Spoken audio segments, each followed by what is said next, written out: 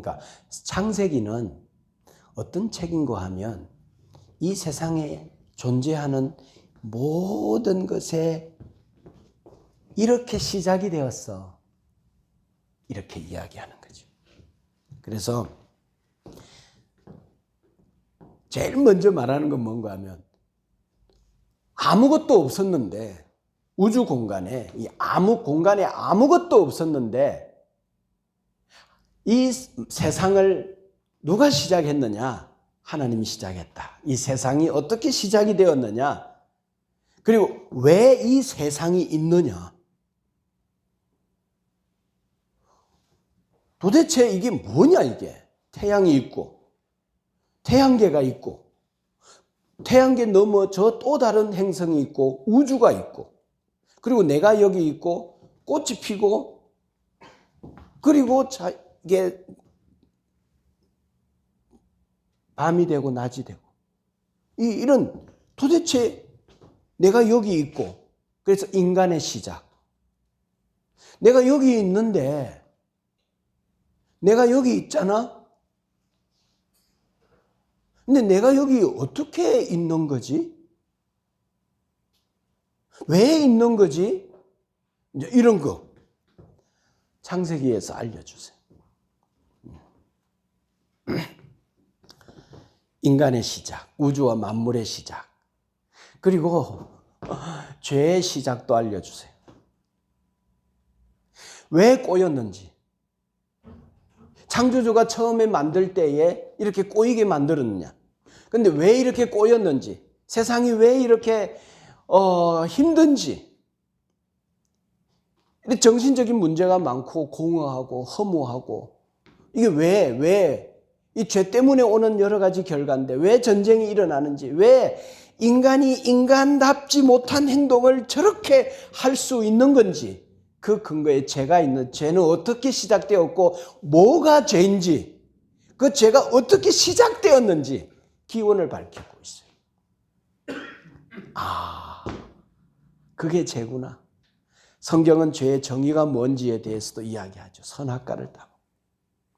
그리고 자기가 자기 인생의 주인 되는 그날부터 자기는 이 세상에서 자기를 책임져야 하니까 모든 사람들이 자기를 책임지기 위해서 일하고 경쟁하고 싸우고 더 소유하고 더 높이 올라가야 되고 자기가 더 중심이 되어야 되고 소외되거나 버려지지 않기 위해서는 더 그러니까 치열하 그 가운데서 빼앗고 싸우고 죽이고 남을 밟아야 되고 그게 잘 안 되니까 마음에 고통이 오고 심리적 압박이 오고 그러니까 자기에게 폭력이 행해지고 욕심이 일어나고 이렇게 해서 이 모든 시작을 이야기해요. 또 창세기는 죽음의 시작도 알려줘요.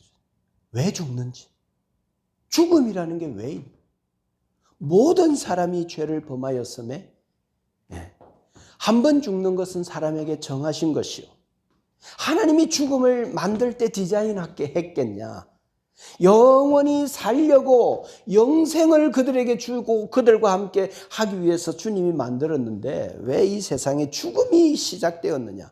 그리고 이 세상 역사가 왜 시작이 되었는지, 역사는 왜 있는지, 시간이 흘러가면서 사람이 태어나고 살다가 죽고 또 다른 사람이 태어나서 살다가 죽고 대한민국만 있는 것이 아니라 지구 동남아시아에 유럽에 아프리카에 아메리카 대륙에 사람들이 살아가는데 왜 이런 역사들이 있는지, 그 역사는 어디를 향하여 흘러가고 있고 그 역사가 흘러가는 목적은 뭔지에 대해서 창세기가 살펴주고 있어요. 말해주고 있어요. 이 세상의 국가들은 어떻게 발생되었는지, 도시는 어떻게 시작이 되었는지,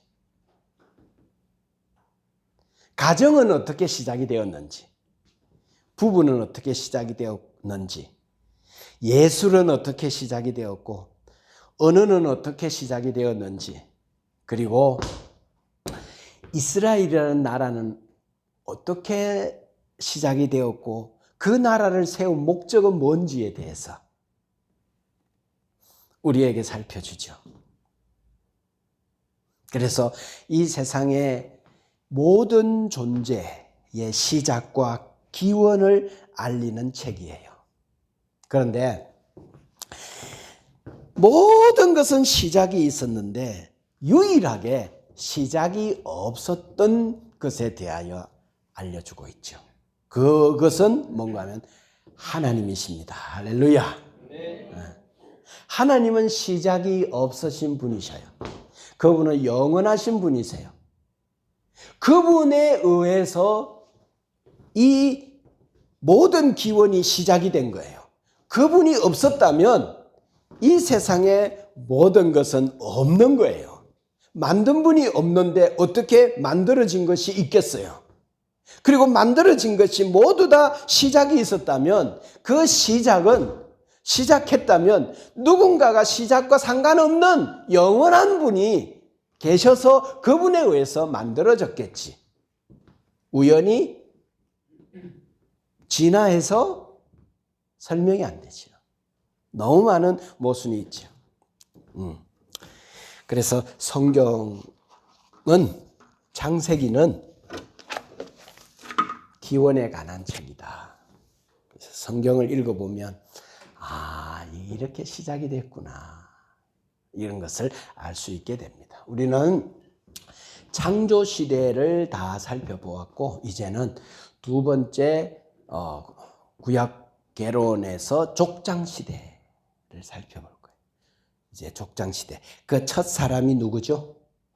아브라함. 이스라엘의 조상 아브라함. 자, 역사는 누구 겁니까? 역사는 내 거야. 왜 역사가 시작이 되었는지 아시죠? 하나님께서 역사를 주도적으로 개입하고 계세요. 역사의 주인은 하나님이세요. 자, 하나님께서 역사에 주도적으로 개입하는 이유가 뭘까?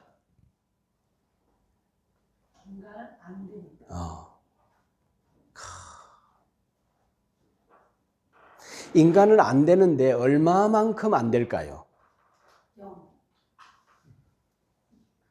인간은 안 되는데 이거를 캘빈의 5대 교리 중에 전적 타락이 있어요. 전적 무능이라는 거예요. 하나님께 붙들리고 구원받기에는 전적으로 무능하다는 거예요.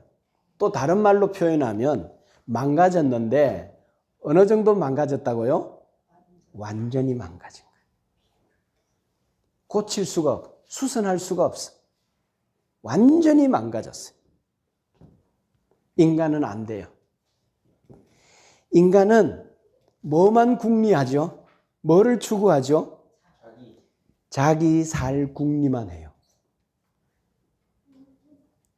하나님이 사람에게 개입하지 않으시면, 하나님이 사람에게 은혜를 부어주지 아니하시면 사람은 뭘 추구하는가 하면 자기 살 궁리해요. 여기에 몰두해요. 여기에 빠져서 살아요. 이런 사람들이 모여 사는 나라를 어떤 나라라고요? 세상 나라라고 그래요. 그래서 이 세상에는 두 나라가 있어요. 두 국민이 있어요. 자기 살 궁리에 몰두하면서 살아가는 사람, 그거밖에 없는 사람, 세상 나라. 한 이불을 덮고 사는데도 두 나라가, 두 국민이 있을 수 있고요. 한 집안에도 두 국민이 있고 두 나라가 있을 수 있어요. 친구인데 누구도 정말 절친인데도 두 나라가 있고요. 두 국민이 있을 수 있어요. 추구가 달라요. 그리고 하나님께서 역사에 주도적으로 개입하는 이유가 뭔가 하면 하나님이 자기 약속을 이루기 위하여 주도적으로 개입하세요.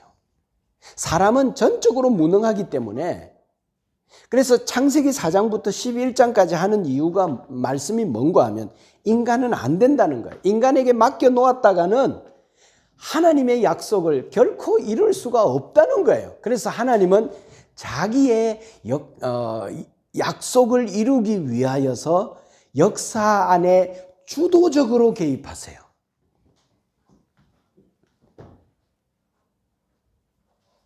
자, 그래서 인간은 자기 생각뿐이고 자기 살 궁리를 하는데 이게 뭐예요? 한번 따라하죠. 본성, 본능. 이거 있잖아요. 너 있잖아. 초등학생이니까, 중학생이니까, 고등학생이니까, 대학생이니까. 너는 너 살 궁리만 해. 하고 칠판에다가 선생님이 가르치면서 너 살 궁리해라. 교육한 적이 없어요. 가르쳐 준 적이 없어요. 세미나 한 적이 없는데 본능적으로 요구해요. 자기 살 궁리에 몰두해요. 이게 뭐다고요? 원죄라고 그래요. 원죄. 인간은 원죄를 가진 채로 이 세상에 태어나죠. 자, 이러한 세상에서 하나님께서 하시는 구체적인 일이 뭔가 하면 나라를 세우세요. 나라. 그래서 아브라함을 통해서 물리적인 이스라엘이라는 나라를 세우세요. 지금 저기 중앙아시아, 중동에 있는 이스라엘 나라 세우세요. 이스라엘 나라 크기가 어느 정도 클까요? 우리나라의 수원시. 그럼 너무 작네. 우리나라의 5분의 1, 한 강원도 정도 크기. 작은 나라죠. 아주 작은, 겨자씨 같은 아주 작은 나라가 지금은 어떻죠? 세계를 움직이고 있죠. 예. 크고 작은 문제가 아닌 것 같아요. 요즘은. 그래서 이곳에 하나님께서는 이제 아브라함을 부르시는데 왜 아브라함이죠? 그리고 족장 시대를 여는데 왜 하나님은 아브라함을 부르시는가 하면 아브라함이 뭐기 때문에? 언약의 혈통이니까. 창세기 12장에 갑자기 아브라함이 나타나는 게 아니라 아담, 셋 해서 언약의 혈통이 쭉 이어지는데 아담의 19대 손이 셋의 18대 손이 누군가 하면 아브라함이었어요. 하나님께서 창세기 4장부터 11장까지 자 봐라. 인간 안 되지. 인간은 노아 홍수로 싹 썰어버릴 만큼 인간은 정말 안 되지. 그런데 노아로 다시 시작해도 결국은 바벨탑 쌓지. 하나님을 대항하는 게 그들의 문화지. 안 되지. 내가 왜 역사에 직접 개입해서 역사에 주도적으로 이끌어야 되는지 너희들 알겠지? 라고 하시고 이제 내가 나라를 세울 거야 라고 했을 때 그때 언약의 혈통으로 있었던 사람이 누군가 하면 아브라함이었어요. 그러니까 때에 딱 맞춰서 아브라함이 등장하게 되어지는 거지. 그리고 아브라함은 온 세상이 하나님을 대항하고 대적하고 자기 살 궁리에 몰두하고 있는 세상 나라를 추구할 때 아브라함만은 하나님이 아브라함아 너 이리 와라. 나 너 통해서 내 약속을 이루고 내가 한 약속 여자의 후손을 보낼 나라를 세우고 싶고 그리고 네 나라를 통해서 많은 나라들이 복을 받는 그 나라를 시작하려고 해. 너 따라올 수 있겠니? 그렇게 하는데 아브라함이 따라가겠습니다. 온 세상이 하나님을 대적하고 거부할 때 유일하게 하나님을 따르겠다고 한 사람. 세상이 어떠하든지 간에 나는 당신을 믿고 당신을 따르겠습니다라고 하는 사람이 있었으니 그 이름 아브라함.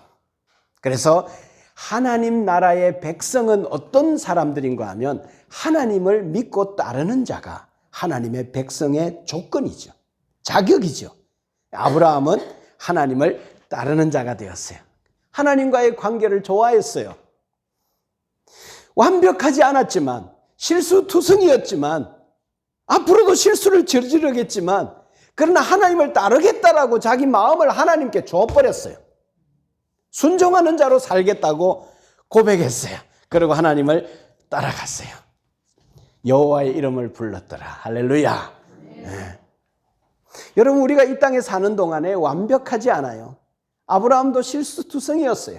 다윗도 그랬고요. 믿음의 영웅들은 다 그랬지만 하나님께서는 믿음으로 행했던 그 부분 하나를 보시고 믿음으로 아브라함은, 믿음으로 사라는, 믿음으로 다윗은, 믿음으로 여호수아는, 믿음으로 주님께서 그렇게 보시는 거죠.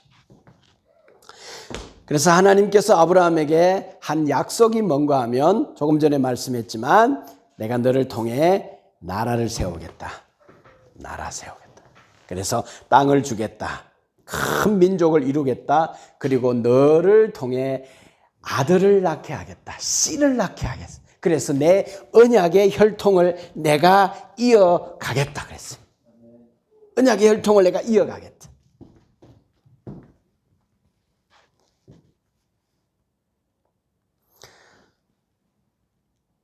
한번 따라합시다. 나라를 세우겠다.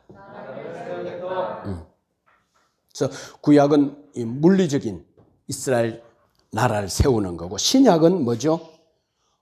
하나님의 나라가, 누가 하나님 나라가 되는가 하면 모든 믿는 자들, 누구나 하나님의 백성이 되죠. 그들이 하나님의 나라가 되죠. 오늘 여기 있는 모든 분들이 하나님의 나라인 줄 믿습니다. 네. 자, 질문할게요. 이 이스라엘이라는 나라는 누가 시작했어요? 하나님이 시작한 나라예요. 이 세상에 수많은 나라들이 있지만 하나님이 스스로 시작한 나라는 이스라엘이에요. 자, 그 하나님은 누구시죠? 이미 말씀한 것처럼 뭐죠? 창조주예요. 그분이 온 우주와 만물과 역사에 뭔가 하면 주인이세요. 이스라엘 백성들이 생각하는 거, 이 나라, 우리나라를 시작한 분은 창조주구나. 이 온 우주 만물을 있게 한 주인이구나. 그렇다면 우리나라는 결코 망할 수 없구나. 결코 망하지 않구나. 주 안에 있으면 이 나라는 결코 망할 수 없구나. 우리의 왕이 하나님이니까 실패할 수 없는 나라라는 거죠. 자, 또 이 나라의 건국 목적은 뭐죠? 하나님의 약속을 이루기 위하여. 그 약속은 뭐죠? 여자의 후손으로 이 땅에 메시아가, 구원자가 오는 것. 여기까지를 뭐라고 말하는가 하면 구약 성경이라고 그래요. 구약.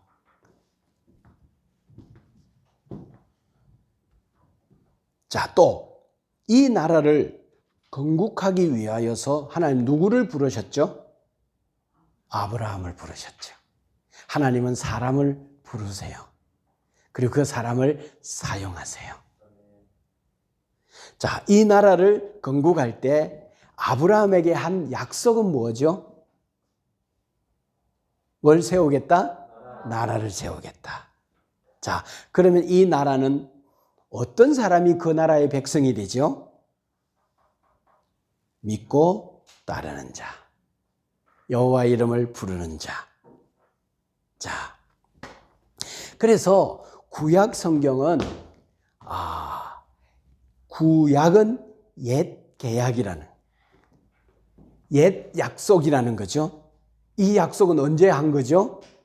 창세기 3장 15절에 그 약속의 내용이 뭐죠? 여자의 후손으로 메시아를 보내겠다. 그 약속이죠. 신약, 새 언약은 뭐죠? 새 언약, 새 약속은 뭐죠? 구약에 보내어주겠다라고 했던 그 여자의 후손 메시아를 받아들이고 믿는 자들은 이방인이든 헬라인이든 유대인이든 상관없이 아무 차별 없이 믿는 자들에게는 모두 다 구원을 주시고 당신의 나라를 만들어 내겠다라고 하는 것이 신약이죠. 그래서 구약은 이스라엘 사람들의 이야기 아니야? 나하고 무슨 상관이야? 아브라함, 그 수많은 이름들, 지명들, 저 지구 반대편에 있는 그 나라 이야기, 그 나라에 한 청년이 왔던 이야기, 그건 나하고 무슨 상관이야? 아무 상관없지 않아? 그게 아니라 이 역사가 안에 의로운 그분이 뚫고 들어오신 거예요. 그래서 구약은 뭔가 하면 신약의 근거예요. 기반이에요. 그리고 신약을 통해서도 하나님의 나라가 끝까지 확장되어져서 온 세상에 자기 백성을 다 찾는 이야기가 구약과 신약으로 이루어져 있죠. 그래서 이스라엘 나라라는 나라를 통해서 모든 족속이, 모든 인류와 모든 민족이 한 나라를 통해서, 아브라함을 통해서 복을 받고 구원을 얻는 것, 이것이 하나님이 디자인한 당신의 역사의 이야기인 줄로 믿습니다. 하나님은요, 한 청년을 부르셔서 그에게 꿈을 주고 모든 인류가 주께로 돌아오는 그 비전과 그 환상 속에 하나님은 살기를 원하시는 거죠. 하나님은 한 사람을 왜 부르시는가? 그 한 사람을 통해서 많은 영혼들이 주께로 돌아와 하나님 품 안에 안기는 자기 백성 되는 거, 그걸 꿈꾸는 거죠. 나 혼자 신앙생활 잘하면 됐지. 나 혼자 하나님이 원하시는 삶을 살아내면 됐지. No. 하나님 나를 통해서 나의 영향력이 많은 사람들에게 확장되어지는 것을 보기를 원하고, 사람이 영원히 사는 그 일에 내가 쓰임받기를 원하는 비전 가운데 살아가기를 원하시는 거예요. 이거보다 더 귀한 것이 어디겠어요? 신들러 리스트가 유대인들을 살려냈어요. 그 영화를 만들어서 그 사람의 아름다운 생애의 이야기가 사람들의 입에 해자되어, 아 맞아, 인류를 위하여, 다른 사람들 위하여 이렇게 살아야지. 좋아, 사람 살리는 거 좋아. 그런데 영원히 살리는 거 땡큐지. 가장 멋있는 이야기이지. 그래서 하나님은 아브라함을 부르셨어요. 아브라함을 부를 때 하나님은 누구를 염두에 두셨을까? 좋아. 예수님을 염두에 두셨어. 그리고 또 신약으로 와. 누구까지 염두에 두셨을까? 오케이. 만일에 이삭이 태어나지 않고 아브라함의 아내가 사라가 그랄 왕 아비멜렉이나 이집트의 바로의 후궁으로 들어갔더라면, 하나님의 이야기는 하나님이 그 일을 수선하고 바꾸고 원위치로 돌려놓지 못했다면 아브라함의 이야기, 하나님의 이야기는 어떻게 되는 거예요? 거기서 끝나는 거예요. 거기서 끝난다는 이야기는 뭐예요? 결국은 예수님도 안 오고 결국은 이방으로 향하여 교회가 전개되어지지 않고 결국은 한국 땅에 있는 나까지 복음이 온다 안 온다? 안 온다. 그러면 하나님께서는 당신의 역사에 주도적으로 개입하셔서 결국은 누구까지 본 거예요? 한국 땅에 있는 2022년에 여기에 있어 예배드리는 사람들까지 보신 거예요. 만일에 그들의 이야기가 중간에 이어지지 않고 족보가 끊어지고 이스라엘 나라가 실패하면 하나님의 이야기는 거기서 끝나는 거예요. 그래서 하나님은 아브라함을 부르실 때 나까지 본 거예요. 당신의 족보를 이어가면서 나까지 본 거예요. 내가 복을 받는 거. 만약에 이삭이 태어나지 않았더라면, 그의 족보가 이어지지 않았더라면 나의 구원은 없는 거예요. 하나님의 드라마와 이야기는 없는 거예요. 내가 여기 있는 이유는 구약의 역사들이 계속 이어져 왔기 때문에 그래요. 그 약속이 성취되어지고 그리스도가 이 땅에 오셔서 십자가에 죽으시고 부활하신 이후에 이 땅에 교회가 세워지고 그 교회를 통해 열방 가운데서 믿는 자는 차별 없이 구원받는 이 이야기가 계속 이어지고 있기 때문에 그래요. 하나님은 역사 안에 주도적으로 개입하셔서 당신의 역사를 이끌고 나가시는 줄로 믿습니다. 그 역사 가운데 오늘 내가 여기 있는 거예요. 그래서 역사는 뭔가 하면 하나님의 발자국이에요. 나에게까지 걸어온 발자국이에요. 구약은 뭐냐? 하나님이 내게 걸어온 발자국이에요. 족보는 뭐냐? 하나님이 나에게까지 걸어온 하나님의 발자국이에요. 이스라엘 나라를 건국한 것은 나에게 구원을 주기 위하여서 세운 나라예요. 만일에 이 나라를 세우는 일에 실패했더라면 메시아도 오지 않았고 나의 구원도 꽝이에요. 그래서 성경 이야기는 하나님이 내게 오려고 했던 이야기고 그 이야기가 성취되었다는 이야기예요. 그래서 나를 찾으러 오신 이야기. 그러니까 역사의 주인공은 누구라고? 하나님이시죠. 나의 인생의 스토리의 주인공은 누구라고? 내가 아니라는 거예요. 이건 세상 나라 사람들이에요. 내 인생의 주인공은 누구야? 나지. 네, 하나님 나라인 사람들의 인생의 스토리의 이야기의 주인공은 뭔가 내가 아니야. 하나님이 내 인생의 주인공이야. 자, 이게 지금 성경 이야기거든. 아브라함에게 한 약속 이야기거든. 근데 이런 이야기를 하나님이 아브라함에게 한 거야. 그러니까 창세기 15장 8절에 뭐라고 아브라함이 이야기했는가 하면 이렇게 하겠다라고 하는 이 모든 약속을 내가 무엇으로 알겠습니까? 라고 지금 질문하는 거예요. 그게 창세기 15장. 그래서 하나님께서 이제 말씀하세요. 아브라함아, 그래. 하면서 계약서를 쓰세요. 계약서. 계약서 쓰면 계약서대로 해야 돼, 안 해야 돼? 어기면 어떻게 되지? 계약 파기고 거기에 대한 대가는 내가 지불해야 되지.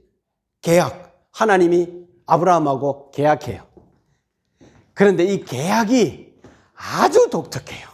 자, 아브라함 시대 사람들은 지금처럼 계약서를 이렇게 연필로 쓰고 도장 찍고 지장 찍고 그렇게 하지 않았어요. 그런 문화가 없었어요. 그때는 어떻게 하는가 하면 이렇게 해요. 짐승을 갖고 와요. 짐승을 갖고 와서 짐승을 죽여요. 그 고대 사회의 계약 방식이에요. 일반적으로 사회적으로 통념이에요. 그러고 나서 그 짐승을 어떻게 하면 둘로 찢어요. 그래서 여기 반 찢은 거 놓고 여기 반 찢은 거 놓고 계약자들이 둘이 손잡고 지나가요. 이게 계약이에요. 그때 당시. 이 말은 무슨 말인가 하면 너 계약을 안 지키면 불이행하면 내가 너 죽인다. 너 죽여버릴 거야. 그래. 내가 만일에 계약을 어기면 죽여. 어쩔 수 없잖아. 계약을 어기면 죽어야지. 그리고 죽여버린다. 그래. 알았어? 그래. 그래. 자, 계약해. 그러면 짐승 찢어놔 놓고 둘이 손잡고 둘이 지나가요. 지나가면 그 계약한 거예요. 고대 사회에서는 그렇게 계약을 맺었어요. 하나님께서 아브라함에게 불러놓고 짐승을 잡아와서 둘로 찢어라. 아브라함이 찢어놨어요. 그리고 아브라함이 이제 밤에 잠을 자는데 그 찢어놓은 고기 사이로 하나님께서 햇불같이 지나가시는데 어떻게 지나가야 되는가 하면 하나님하고 아브라함하고 손잡고 둘이 지나가야 되잖아요. 그래서 아브라함도 지킬 의무가 있고 하나님도 지킬 의무가 있고 그래서 못 지키면 아브라함이 죽든 하나님이 끝나든 죽든 누구 중에 하나는 죽어야 되잖아. 근데 하나님께서 아브라함 손잡고 그 쪼개놓은 고기 사이로 둘이 지나가야 그게 계약인데 하나님께서 아브라함은 잠들게 하고 하나님 스스로 홀로 그 쪼개놓은 고기 사이 아브라함이 쪼개놓은 고기 사이로 혼자 햇불처럼 지나갔어요. 이 말은 무슨 말이죠? 내가 너하고 지금까지 한 이 이야기, 이 약속, 이 이야기, 이 이야기를 내가 못 지키면 내가 하나님 안 하겠다. 내가 죽겠다. 내가 이 모든 걸 책임지고 나 물러나겠다. 너 나 죽여도 돼. 나 안 믿어도 돼. 끝나도 돼. 그런데 하나님 홀로 지나갔다는 말은 뭔가? 아브라함 너는 책임질 게 하나도 없어. 이 일은 누구의 일이다? 내 일이다. 내가 할 거야. 이 일을 이루는데 너가 도와줄 것도 없고 너가 협조할 것도 없어. 이 일은 전적으로 내 일이야. 내가 할 거야. 내가 해낼 거야. 이 약속을 이루고 여자의 후손을 보내고 인류를 구원해서 내 나라를 세우고 마지막 내 창조의 타락으로 인하여 어그러진 모든 것들을 다 회복시켜 놓고 내 명예를 회복하는 이 일, 새하늘과 새 땅으로 새 예루살렘으로 영광을 회복하는 이 일은 내 일이야. 너가 협조 안 해도 돼. 내 일이야. 내가 해낼 거야. 내 홀로 해낼 거야. 이게 햇불 언약이에요. 그래서 여러분들의 구원은 여러분들의 협조로 하나님이 이루어낸 이야기가 아니에요. 하나님이 주도적으로 여러분을 잡았어요. 그렇게 하나님이 계약을 체결하셨어요. 따르는 인간의 믿음이 없거나 실패하고 연약함 때문에 하나님의 계획이 실패할까요? 안 할까요? 안 하죠? 믿으시면 아멘 합시다. 그러면 따르는 자들이, 순종하는 자들이, 믿는 자들이 너무너무 열심을 내 결단하고 주를 위해 살아. 그러면 하나님의 일이 더 효과적일까요? 그것도 아니라는 거예요. 여러분이 보탤 게 없다는 거예요. 이게 성경 전체에 흘러내려오는 맥이라는 거예요. 그리고 또 강대국이 하나님의 계획을 막아서 애굽, 바벨론, 그러면 하나님이 계획이 무산된다 안 된다? 군사력이나 힘에 의하여 막혀서 하나님의 계획하신 것이 좌절되거나 실패하지도 않는다. 하나님은 당신의 약속을 지켜내지 못할 것이 하나도 없어요. 홍해가 가로막혀 있어도, 광야가 앞에 있어도, 전쟁이 일어나도, 불임이 있어도, 전염병이 있어도, 어떤 것이 가로막아도 하나님의 계획을 막을 수는 없는 거예요. 모든 상황을 초월하여 일하심으로 하나님은 말씀합니다. 내 약속은 내가 책임진다. 내가 이룬다. 이건 내 거야. 내 명예를 걸겠어. 내가 계약할 거야. 계약서를, 이 계약서를 기억해. 그래서 우리는 나의 구원이 나에게 0%, 1%도 있지 않아요. 나의 구원은 100% 전적 하나님의 은혜예요. 하나님은 말씀합니다. 나는 전능한 자야. 아멘 합시다. 아멘. 나의 약속을 반드시 완성할 거야. 하나님은요, 이런 변수가 생기다니. 예측을 못했네. 이거 어떡하지? 그러시는 분이 아니에요. 하나님은요, 능력이 많으셔서 모든 상황을 다 아세요. 그분에게 변수가 없어요. 그분은 예측할 수 없는 상황들이 하나도 발생하지 않아요. 그분은 전능하신 하나님이셔요. 하나님의 속성이에요. 그래서 하나님과 언약을 맺은 사람들의 정신은 뭔가 하면 햇불 언약이에요. 뭔가 하면 하나님은 하나님의 영광을 위하여 나를 지켜낸다. 끝까지 완성해 내신다. 이게 햇불 언약이에요. 그래서 이 햇불 언약의 계약 체결을 하고 난 이후에 이제 아브라함아, 이제 이거를 너가 잊으면 안 돼. 기억해야 돼. 그래서 이 언약한 거, 이 정신을 네 몸에다가 새기라. 그래서 할례를 명해요. 할례를 명해요.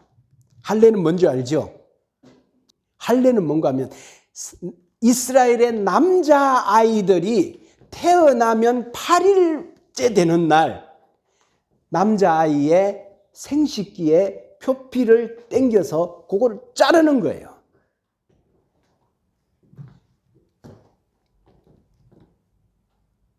그러면 살을 벤다는 말은 뭐죠? 살을 베버려요. 그럼 죽어요, 살아요? 죽는다는 거예요. 너는 죽었다라는 말이에요. 자, 생명이 어디에서 나오는가 하면 생식기를 통해서 나와요. 근데 그걸 잘라버린다는 거예요. 이거는 상징이에요. 의미예요. 그래서 이스라엘 백성들이 대대로 이 의식을 하면서 무슨 이야기인가 하면 우리의 생명의 시작은 하나님이시지 나에게 있지 않아. 나는 죽었어. 나는 끝났어. 나는 안 돼. 나는 실패자야. 나는 하나님의 뜻을 이루고는 싶지만 이룰 수 없는 죄인이야. 전적 타락한 자야. 나는 죽었어. 나는 끝났어. 나는 하나님의 뜻을 이룰 수 없어. 이거를 몸에다 새기는 거예요. 맞아, 나는 죽었어. 나는 끝났어. 하나님으로 살 수 있어. 하나님이 내 생명이야. 이게 그들의 신앙이거든요. 그렇다면 성경 구절 하나 이야기할게요. 신약으로 와서 갈라디아서 2장 20절. 내가 그리스도와 함께 십자가에 못 박혀 죽었나니 그런즉 이제는 내가 산 것이 아니요 오직 내 안에 그리스도께서 사신 것이라. 나는 껍데기야. 내 안에 생명은 그리스도야. 이제 내가 육체 가운데 사는 것은 나를 사랑하사 나를 위하여 자신의 몸을 버리신 하나님의 아들을 믿는 믿음 안에서 사는 것이라. 그렇다면 할례는 신약에서 뭘로 바뀌죠? 세례로 바뀌죠. 여러분, 물세례를 받기 전에 먼저 내 안에 뭐 어떤 일이 일어나죠? 예수 그리스도를 믿는 믿음의 역사가 일어나죠. 나는 이제 예수 그리스도의 십자가로 살아났구나. 나는 전에는 죄로 죽었는데 하나님의 백성으로 된 것은 예수님의 십자가로 살아났구나. 그래서 그게 나는 죽었고 이제 내가 살았구나. 이게 물세례를 받기 전에 먼저 내 안에서 성령께서 세례를 주시잖아요. 그것에 교회 공동체 조직의 확정으로 우리는 이 땅에서 물세례를 받잖아요. 세례, 할례는 세례예요. 세례라는 말은 뭔가 하면 내가 죽었다는 말이에요. 그리고 그리스도로 인하여 다시 살았다. 그래서 나는 이제 나를 추구하고 내 살 궁리에 몰두하는 삶이 아니라 점점 예수 그리스도를 믿는 믿음 안에서 살아가는 삶의 양식으로 바뀌는 거예요. 하나님의 나라 시민으로 점점 더 멋있는 언약 백성으로 바뀌어가는 거예요. 그래서 창세기 17장 13절에 이에 내 언약이 너의 살에 있어. 살에 있어. 영원한 언약이 되려니와. 세례 받은 분들 아멘 합시다. 성령 세례 받은 분 아멘 합시다.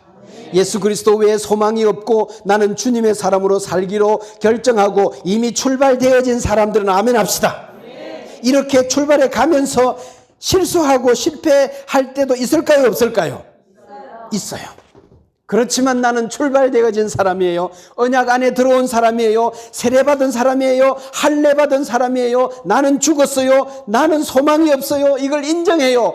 나는 안 돼요. 전적으로 타락했어요. 너무 망가졌어요. 그리스도가 내 안에 들어와서 그리스도가 내 생명이 되었어요. 그렇다면 그분은 나를 포기하지 않겠구나. 나를 잃어버리지 않겠구나. 나를 실패하지 않겠구나. 결국 완성해 내겠구나. 저기까지 이끌어 가시겠구나.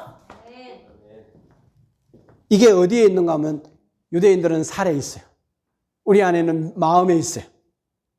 이 햇불 언약의 정신, 믿음을 가져야 돼요. 나는 언약 백성이야. 하나님의 약속은 반드시 완성될 거야. 이것이 너와 내가 맺은 언약이야. 계약이야. 너의 구원은 너에게 있지 않아. 나에게 있어. 여러분, 나에게 나의 구원이 있다면 얼마나 불안하겠어요. 구원의 확신이 있을까요? 언제 잘못할지 모르고 잘못하면 구원이 깨진다고 하면 이거 내 구원이 하나님께 있다는 것이 얼마나 안정감이 있어요. 하나님은 이걸 알아요. 근데 사람들은 항상 뭘 안 하면 구원해서 이렇게도 구원받을 수 있나? 우리의 구원의 근거는 내가 뭘 잘한 것이 구원의 근거가 아니라니까요. 내 구원의 근거는 오직 예수 그리스도인 줄로 믿습니다. 그래서 좀 잘하면 떳떳해서 하나님 앞에 괜찮고, 못하면 이래도 구원받을 수 있나, 이렇게 왔다 갔다 하는 게 아니라, 햇불 언약의 정신은, 하나님의 백성의 정신은 하나님이 해낼 거라는 거예요.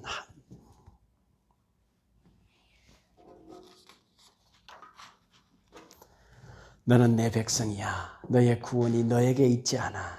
내가 너를 붙들 거야. 너를 내 나라로 드리는 일은 나의 일이야. 이건 내 일이야. 이게 할례, 세례, 언약 백성, 햇불 언약의 정신이에요. 하나님 말씀하세요. 꼭 기억하세요. 하나님이 이렇게 말해요. 야, 너의 구원은 너에게 있지 않아. 내가 해낼 거야. 이 일은 내 일이야. 할렐루야. 자, 그럼에도 불구하고 아브라함은 많은 한계를 드러내. 약속을 받고 출발했지만 점점 아들이 태어날 가능성이 줄어드는 거야. 인간적으로, 생리적으로 아무리 생각해봐도 이거는 이제 우리 완전히 내 안에서 생명을, 자녀를 잉태할 씨가 말라버린 거야. 너무 늙은 거지. 그래서 중간에 하갈을 아내로 맞이하죠. 하갈을. 믿음이 없는 거지. 믿지 못한 거지. 그래서 이스마엘을 낳았고, 그 이스마엘이라도 유업을 이으면 그래도 감사하죠. 라고 이스마엘을, 하나님은 이삭인데, 내 몸에서 날 씨인데, 그 다음에 부인을 2번이나 누나라고 속여가지고, 이삭도, 아들도 이런 일이 있었잖아요. 그랄 왕 아비멜렉에게 내려가가지고. 뭐죠? 도덕적이고 인간적인 문제가 아니에요. 비겁한 한 남자의 이야기가 아니에요. 이게 무슨 이야기냐면, 부인을 빼앗겨서 부인이 그 왕의 후궁으로 들어가 버리면 그거를 통해서 태어나야 될 이삭이 끊어지는 거예요. 이삭이 끊어지면 무슨 일이 벌어지는가 하면 하나님의 이야기는 여기서 끝이요. 우리의 구원도 끝이요. 하나님은 끝이요. 그냥 끝. 이걸 자기가 생존하고 살궁리하는 것 때문에, 두려움 때문에 하나님의 언약을 잊어버린 거예요. 또 너무 연약해가지고 헤이씨, 하나님의 언약을 포기한 거예요. 이런 것 때문에 성경에 기록되어져 있는 거지, 도덕적인 비겁한 한 남자의 이야기가 아니라는 거예요.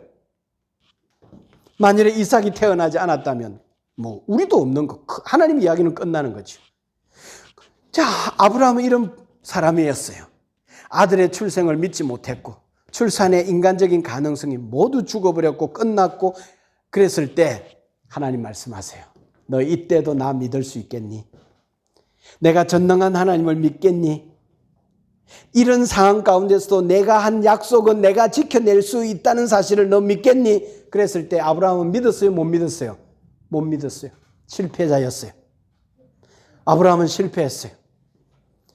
내년 이맘때에 너에게 아들이 태어날 거야 라고 했을 때 아브라함도 사라도 웃었어요. 아이고 그런 일이 있을 수, 아이고.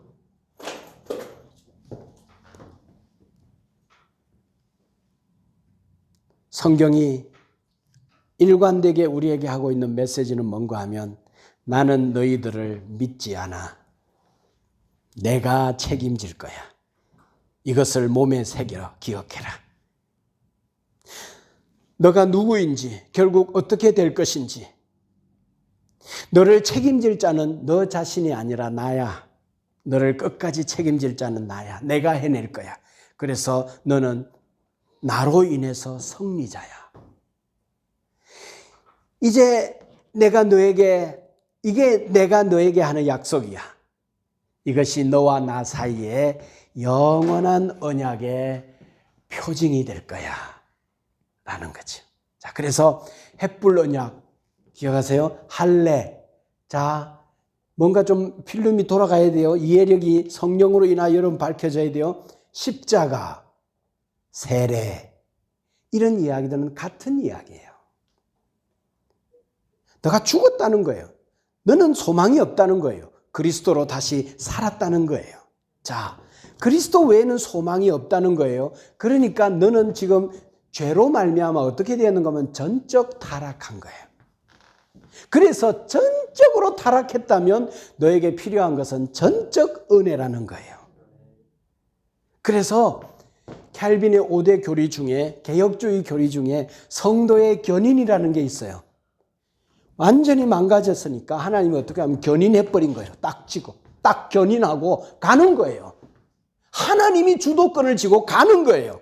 성도의 견인. 그러니까 우리가 구원의 확신을 할 수 있는 거죠. 안정감이 있는 거죠.